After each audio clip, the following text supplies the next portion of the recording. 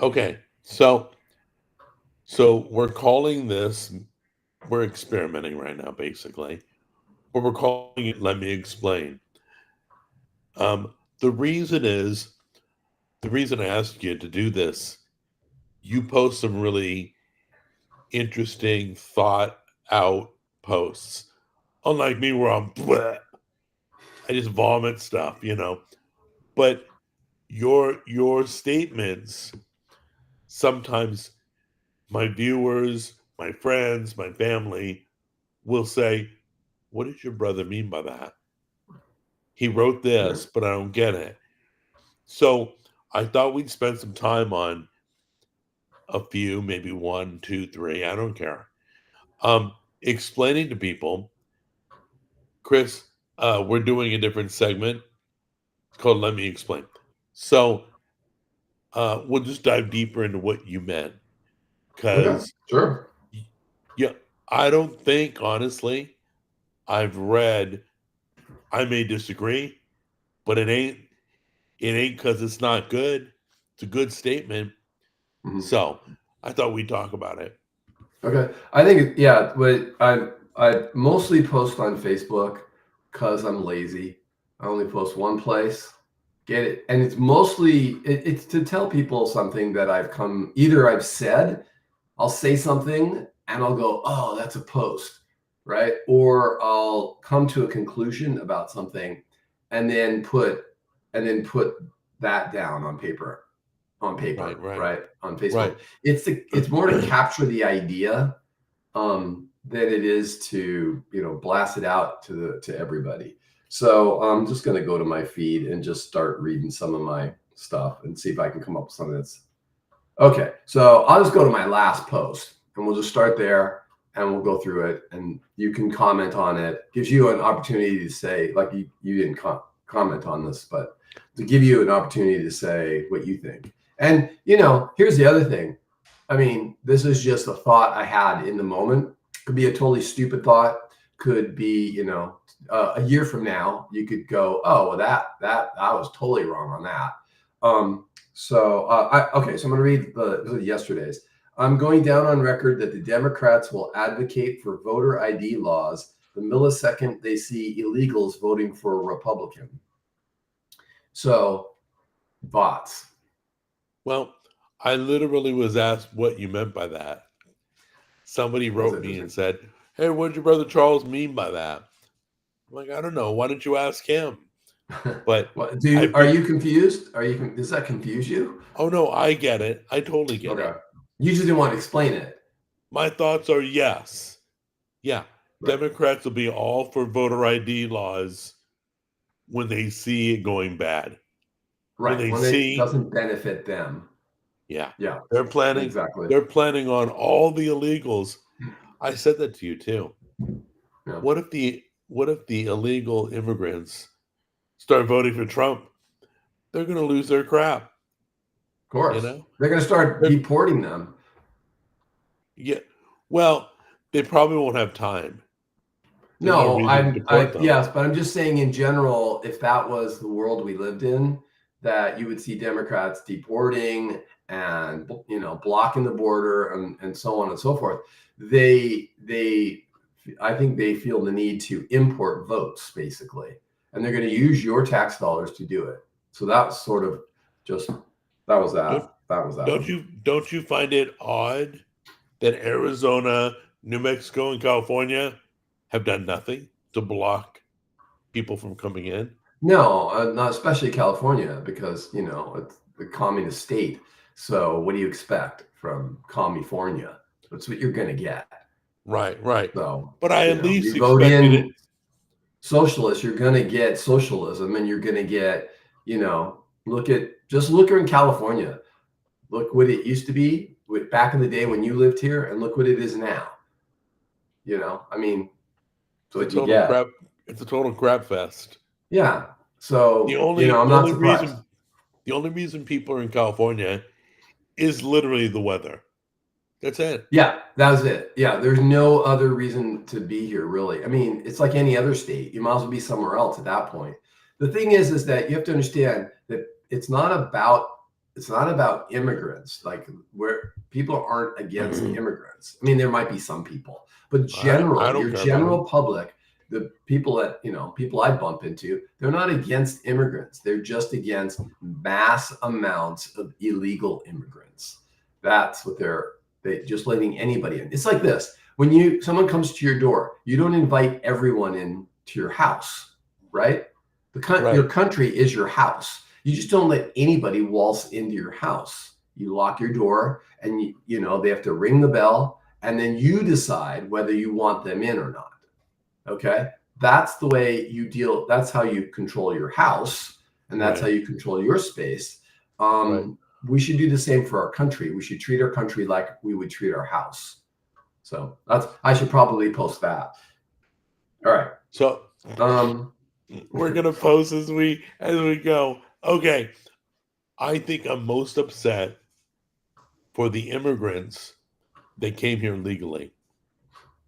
I'd be very upset if I spent years becoming an American. Nah, What? it's just as annoying for people who were born here. I don't think they have any special annoyance. I don't see that there's anything especially annoying. I don't. So you're okay. So are you okay for the wall now or not? Building a wall. So my question is, how did we I know what you're gonna deal say. without a wall for decades, forever? We didn't have a wall before. Why all of a sudden do we have to build a wall? I don't understand why we have to build a wall. Okay. Like, I'd like to know what the new problem is, right? We've always had people coming here illegally. My mother-in-law came here illegally 50, 60 years ago. So she's a citizen now, but she came over initially illegally. And so what was the problem? What has changed is my question.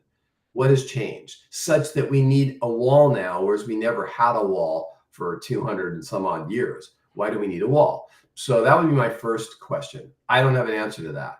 Once I had the answer to that, then I could say, okay, hold on, let me finish. Then I can say, oh, well, that change warrants a wall. I don't know what that change is. Because millions are now crossing in. It's totally different. But what changed? Decades. No. What changed?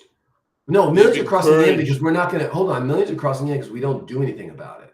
Okay? If millions crossed in and we caught them all at the border and sent them back home, then that's how we used to do things. Why do we need all of a sudden a wall? So what's different? That's all. That's what I want to know. Is it something that, like, the Mexican government took care of keeping people out of their country better and they're not now? And maybe that's the change. Then yes, we have to put up a wall. So I just want to know what the change is before I could ever say we need a wall. Because here's the thing. What's a wall? A wall is just a solution to a problem. So what's the new problem that requires a new solution? What about the old solutions that we lived with for our whole lifetime? The new solution is they're coming over by millions. No, that's not a solution. That's a problem. Wait, you said the new solution. The new problem. Excuse me. The new problem. Yeah. Right. That's the new problem. It wasn't a problem for decades.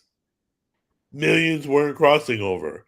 Right, but I want to know what the source of the problem, right? The wall could be a Band-Aid to the problem, right? We could put pressure on the Mexican government and say, hey, police your borders better so people aren't walking across our border, okay? Maybe that's a simpler solution. That solution could happen more easily and cost us less, right? So you don't know what the source of the problem is. You just know the symptom is people are coming over our border. That's a symptom. I know that they're giving them money, they're giving them shelter. They're inviting them. They're inviting them. That's an easy problem to solve. That's our problem to solve. Once we solve that problem and we start deporting people, okay? Once we start doing that, is the border wall the best solution to the illegal immigration problem? I don't know, because I don't know what's changed. I'll always go back to that. Right. I'm a problem solver by nature. That's what I do for a living. I've been doing that for over 4 decades. I know how to break down a problem, and the big problem most people do, and you see this throughout the whole world and in people's lives, is that they don't analyze the source of the problem and they only treat the symptom. We've all seen that. Treat the disease. Right. Where's the disease? That's my question. Yes, the biggest part of the problem is us as a country, our policies of inviting people and paying them money, taking money out of my pocket and your pocket and giving it to people who don't even belong here. When we have people who do belong here that I'd rather my money go to. If my money's going to go anywhere, go there. So that's the first thing. But the question is, once you solve that problem, is the wall the second solution? That's really the thing. And it may not be. It could be put pressure on Mexico. Hey, Mexico, we need you to police your borders better. Unless you want us to put massive tariffs on you, blah, blah, blah, blah. So we do have pressure that we can exert on Mexico. I'm not saying it's Mexico's fault. I'm just saying, let's pretend it was, then that might be an easier solution that we can change overnight. And now it's Mexico's problem because Mexico could be causing that. So let's explain in detail your post. Basically, the Democrats are bringing in the illegals because they think it's all votes. They're letting them come in by the millions. That's what I believe. That's what I believe. What other reason would they be for it and the opposition party? Everybody knows. Everybody knows. Yeah. Everybody knows that.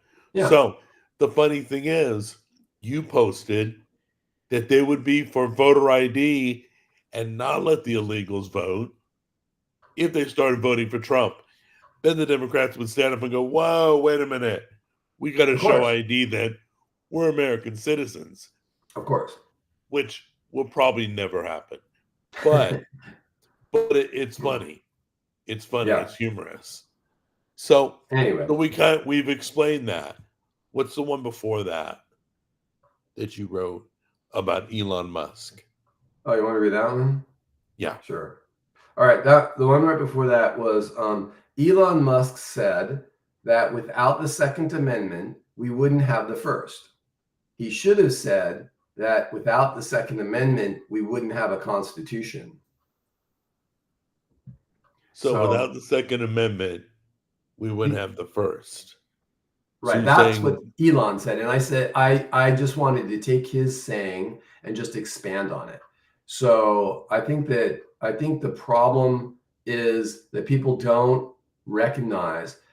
Here's the thing. People don't recognize that guns are involved in every aspect of your life, right? You're safe because of guns. You eat because of guns. The government runs and can take your money because of guns.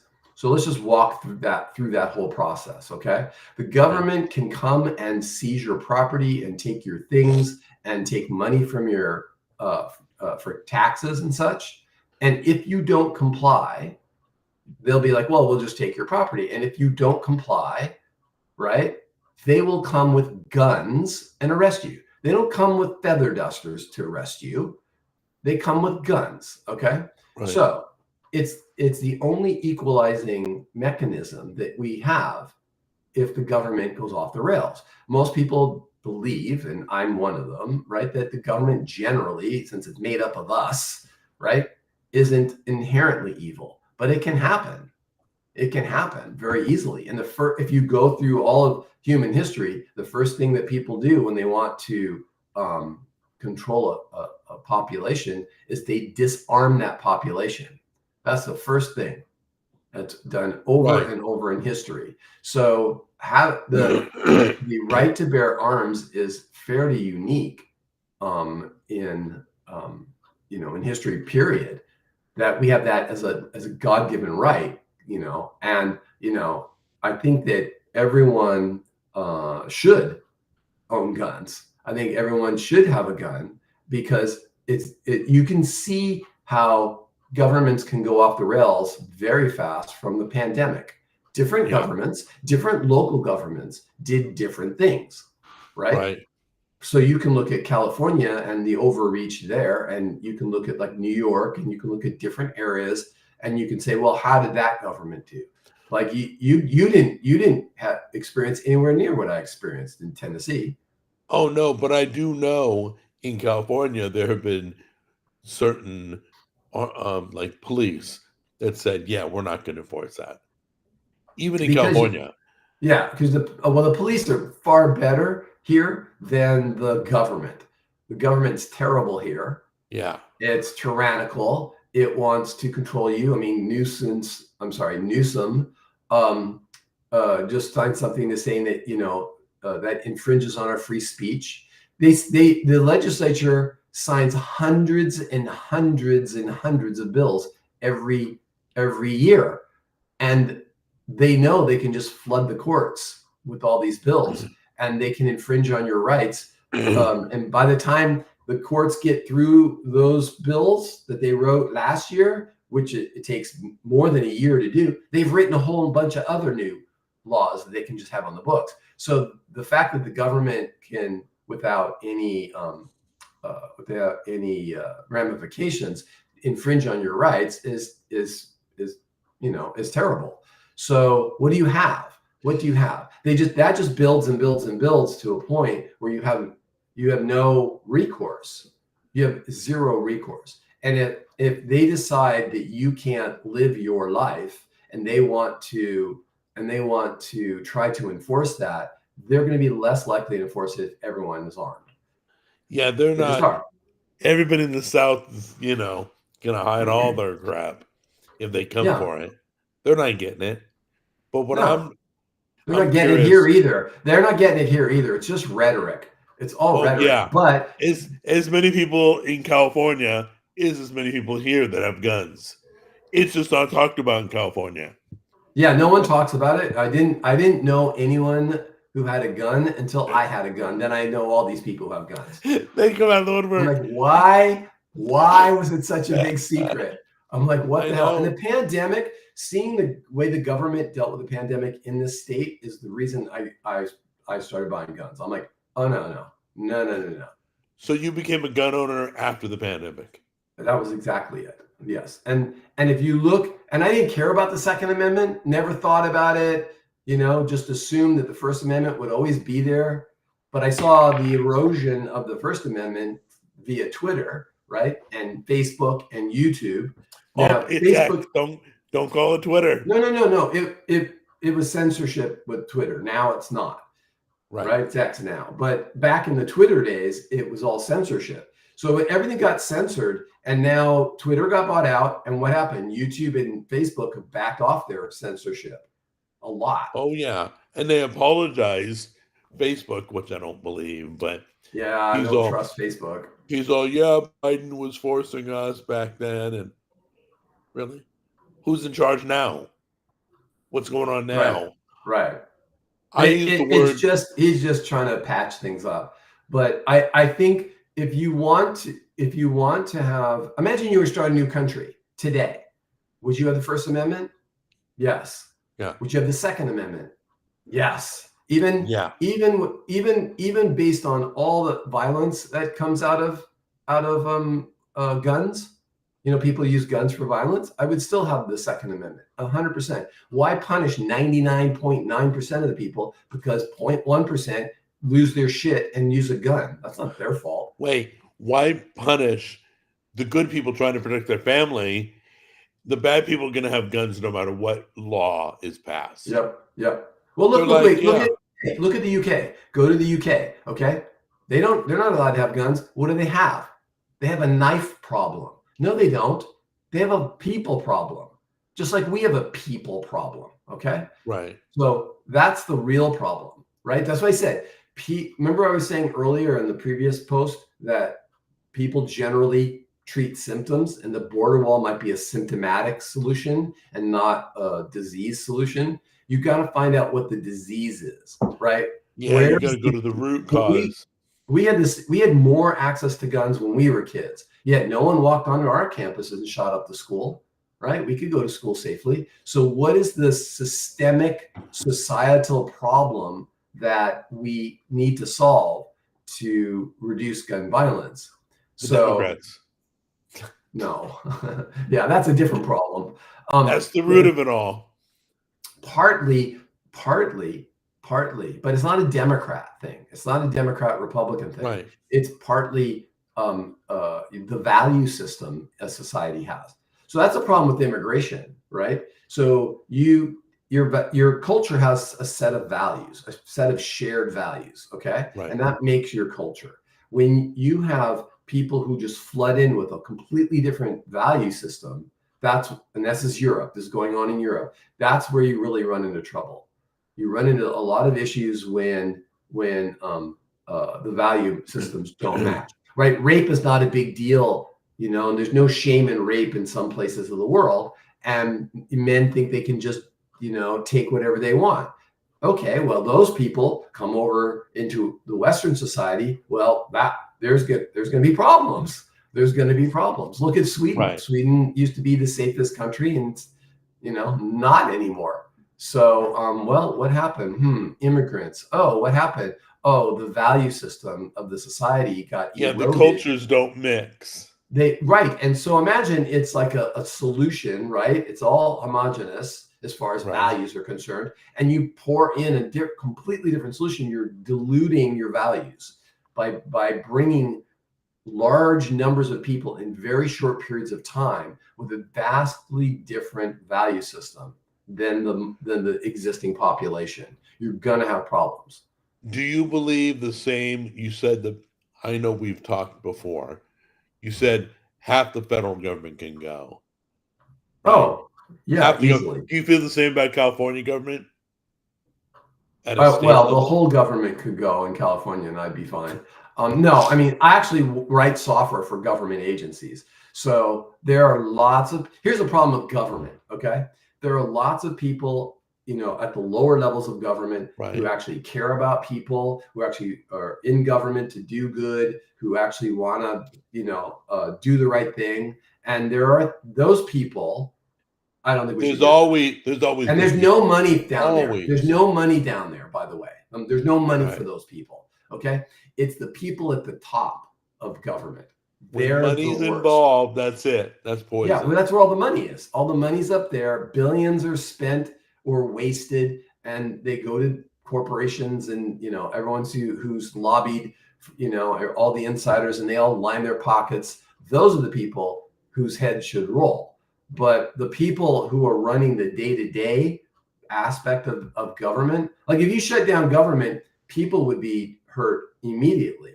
The weakest of our society would be hurt. So I'm all for that. But that's great. Sure, you can make it more efficient. 100%. Wait, you're good. You're good with the weakest hurting? No, I said I'm good with those. Sorry, maybe I misspoke. What I'm trying to say is I'm good with that part of the government. That part of the government, I don't have a problem with. It could be more efficient, right? And that's part of what we do. Our company is we try to create software that makes each, social worker or case manager. We try to make their jobs as efficient as possible, so one person can help more people. Okay, because they can do their job better. So yes, you can make systems more efficient. You can make departments more efficient. The whole process.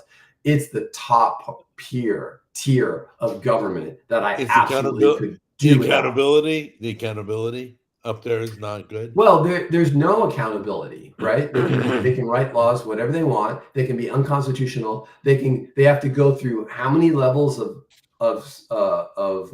courts and appeals before they can just write a law, right? And it can get appealed all the way up. As long as the Ninth Circuit is stacked against us here in these states, in the states the Ninth Circuit takes care of, we can't. We have activist judges, whether they're on the right or the left. I'm against activist judges. Look at the law. Your job isn't to be an activist. Your job is to interpret the law and judge accordingly. Okay, we don't have that, and when we don't have that, then your rights are infringed upon. So yeah. We kind of got off the subject a little bit. All right. So do we have time for one more post or not? Yeah, let's do another one. Or we'll pick it up next week. Either way. Yeah. How long did we got one more? do this? We've been I doing got it for thousands, dude. I just got to find the right one. 25 minutes. Okay. What did we think would happen when we let the cigarette companies buy up all the food companies? No surprise that processed food is addictive. Okay, so the first thing I want to ask you, explain to anybody watching what you're talking about, because most people don't even know. Still, Yeah. So in the 80s and 90s, late 80s and early 90s, R.J. Reynolds and Philip Morris, they saw their profits going down, and they decided, well, let's see, we'll go buy up the food companies, and we'll take our scientists who are making tobacco more addictive so that people would consume our product more, and we'll just focus their attention on food. And so what happened is, think about this. If you think about it from an evil corporation standpoint, okay? People don't need to smoke. And it's socially becoming unacceptable for people to be smoking, and no one wants it in airplanes anymore or restaurants, right? All that is happening, right? Right. And you just see your profits going down. So they concentrated their process on going out to other countries and selling to other countries. Let me just interject. It started happening when they outlawed cigarettes and night in bars back in the 80s when I was DJing. Yeah, but that wasn't it. That wasn't it. It was a social change first. Profits. That's when it started. Down. Right. But the social change happened first. Then laws were enacted, and that impacted their bottom line. Okay. And when you watched news programs back in the 80s, they talked about how there were no laws restricting them in other countries. And so they were doing all their best business outside of the United States. So think about it. You're like, okay, well, we want to improve profits. How do you do it? Right? Problem. That's their problem. Their solution was, well, they can't outlaw food, can they? People need to eat. Not a bad move. I mean, if you don't care about people at all, you don't care about harming people, you only care about your profits, it totally makes sense that you would do that. That's a brilliant move. Okay.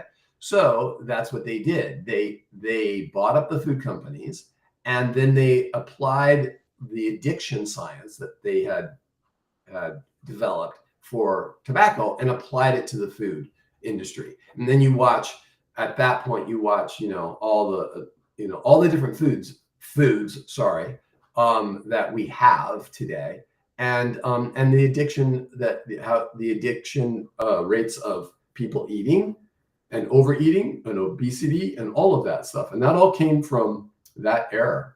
And if you go back, it's really interesting. We talked about this before. If you go back and look, all the commercials in the 80s, like you go on YouTube and you look at the retrospective, right? You're like, oh, look, commercials from the 80s. Oh, this is kind of fun. I watch it. I realize how many food, I keep putting food in quotes here, food commercials that there were. There was like for this cereal or this cookie or this, and it's all crap food, dude. There's nothing good for you. There's not food, what we call food today. When you go to the store and you see food, it's not nutrition. It's about taste, right? It's about taste and pleasing the eyes and pleasing the mouth. And it's all that. And the idea is to put ingredients in there that make you want to keep eating it. And we've all experienced that. Like you can't eat, they even got so brazen that Lay's potato chips, right? You can't eat just one, right? Do you remember that? Yep. Oh yeah, I remember that promo. I mean, if I opened it, I remember when I was younger, I could open like Mother's cookies, and just open it, and I could sit there and eat right from the bag. I could eat the whole bag. I know. It's just, yeah. So anyway, that like, what did we expect to happen when an evil corporation buys up our food companies? Exactly what happened. Now, they've long divested from that, but we still are living with that Frankenstein monster that they had created back in the 90s. Oh, that Frankenberry, right? Yeah. Count Chocula. I was a Count Yeah. Chocula kid. Yeah. I was what was the third one? The mummy one. Oh yeah. What was it? Oh, That was Boo it. Berry. It was Boo Berry. Was No, the no, other no, one. no, no, no. Frankenberry was the Frankenstein monster. What- Boo Berry was like another knockoff version. What the I strange don't thing is know. this: it seems like these things are all competing, but they're like owned by the same company. They don't care. Remember Sugar Smacks? It was called Sugar Smacks. Yeah, And they yeah, removed the word sugar when yeah, people were freaking out over sugar and everything. yeah, They're like, we got to yeah, get yeah. rid of the word sugar. And it's still got 14 pounds of sugar in it. Yeah, if people saw sugar the way I see it, as the same as cocaine, then I think people would see food properly. Food, but stuff. When I say food, I mean what people buy and eat and Dude, consume. you want to anger people? Talk about their Starbucks. You want to anger people? Talk about their Krispy Kremes. Anytime you attack their addiction, they get all freaked out. Yeah. No, I get it, dude. I went in when I first started working out 7, 8 years ago. I went in and for consultation with a nutritionist, and she was like going through like foods, like mark this thing up, foods that you eat. So I did, and she's like, well, you should probably limit this and pastas and mayonnaise and things like that. I'm like, and what did I say? I said, I am never ever giving up pasta out of my diet, right? And what have I done? I've given up everything practically out of my diet because I just didn't know anything. I was just ignorant. I didn't know. I always wanted to be healthy, but I thought I could just listen to what people said, what's healthy, what's not healthy, and just do that. But Right. then when I started really digging in, I realized, holy shit, nobody knows anything about food, including me. And I need to learn from the few people who are actually talking about it. When I started down that journey 7 or 8 years ago, nobody was talking carnivore. That wasn't even a word. Okay, you know what cracks me up is when they're like, "Oh yeah, you're carnivore. Well, how's your cholesterol?" I'm like, "Oh, you don't want to go there. Don't even start You with don't your even cholesterol. you don't even Dude, want to don't even start on start. cholesterol. Do your research about your Right. brain being made out of cholesterol.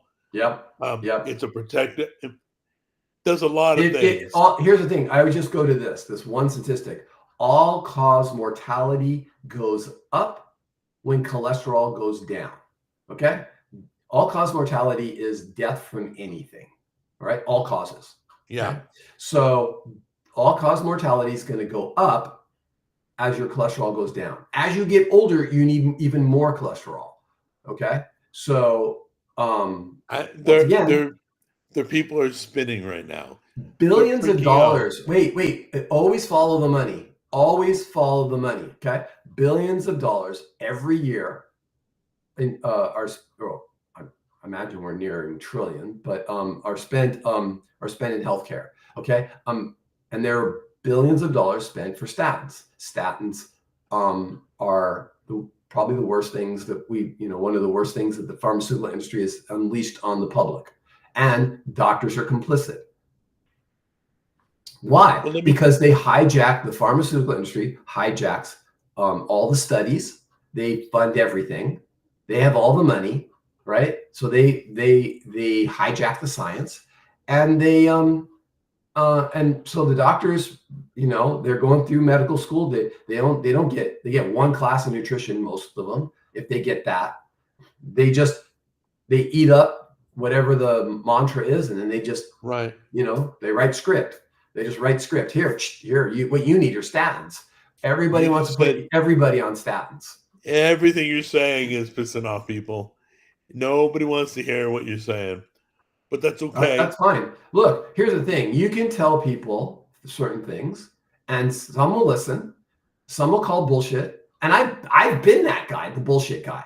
Me right? too. That's right. Oh, that's total bullshit. Right. Oh, that's total bullshit. Right. But you're not really thinking about it. You're not even considering it. It's polar opposite to what you believe. So you just call bullshit on it. Right. Oh, that's bullshit. I've done this so many times in my life to the point where now I try not to call bullshit anymore. I'm like, really? Like, what's the evidence of that thing? And if you give me evidence, I'm like, because how many times just take your life the same way. Take your life, go back to your 20s. Okay, go back to your 20s. Think of all the shit you thought you knew, and look at your life now, wherever you are, and look at how wrong you were in your 20s. And yet back in your 20s, you were so sure you were right about everything. And all the people that are watching this in their 20s are like, nah, I know everything. Yeah. No, and we did. We all thought that. We all thought we understood. Why? Because we believed everything we were taught by teachers and parents. Okay? That's all we know about life in our 20s. Right. And then you live life. And what do? You learn, oh, I was wrong. Oh, I was wrong. Oh, I was wrong. Oh, I was wrong. And that's okay. That's just part of living. You're going to find all the ways that you're wrong. And so the smart thing to do is change your mind. And then you're right again, right? So that, in fact, that's one of my posts I posted, is that I'm rarely ever wrong, because the millisecond you prove me wrong is the millisecond I change my mind, and then I'm right again. Okay. Right. So I'm about that. Show me something. Right. And I know I'm wrong about stuff today. Why? Why do I know? Because I've been wrong my whole life about stuff. Yeah. We got a great track record. That's why. Right. I always tell people at work, I said, most of the time I know the right thing to do. Like if we have a problem, I know instantly what to do. And I said, if you want to be right like me, I'll tell you the secret. If you want to get to a point where you're in your job, where you're right about almost everything right out of the gate, here's all you got to do. Be wrong for 40 years. If you're wrong for 40 years, then you get to be right most of the time, because you made all the mistakes. You know what not to do. Well, and that's part of life. And that's part of life. And if you're not in this mode of constant improvement in your life, then you'll never learn the truth. And if for some people, truth is not important. For me, it's like, after my family, like if I was just all alone, like the most important thing in the world to me has always been truth, understanding. And those are my two top things. And if some people care more about how they feel about something than what they know about it, right? And how much understanding they have on something. So you'll see a huge divide politically from people who are the feelers and the thinkers. Okay, doesn't mean that people don't get emotional, don't get passionate about things, but you will find that more of the thinkers are more conservative.